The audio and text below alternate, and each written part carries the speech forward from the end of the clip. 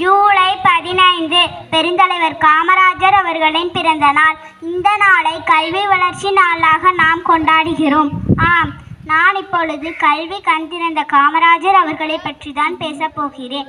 காமராஜர் அவர்கள் 1903ஆம் ஆண்டு ஜூலை மாதம் 15ஆம் தேதி விருதுநகரில் பிறந்தார். இவரது தந்தை குமாரசாமி, தாயார் சிவகாமி அம்மையார். காமராஜர் ஒத்துழையாமை இயக்கம், உப்பு சத்தியாகிரகம் ஆகிய போராட்டங்களில் ஈடுபட்டார். 1954ஆம் ஆண்டு தமிழ்நாட்டின் முதலமைச்சராக பதவியேற்றார்.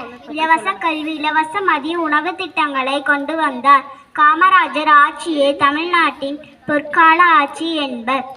கர்மவீரர், படிக்காத மேதை, தென்னாட்டு காந்தி, கல்வி கண் திறந்த காமராஜர் ஆகியன இவரது சிறப்பு பெயர்களாகும். 1975ஆம் ஆண்டு அக்டோபர் மாதம் 2ஆம் தேதி காலமானார். கல்வி கண் திறந்த காமராஜரை போற்றி வணங்குவோம். நன்றி, வணக்கம்.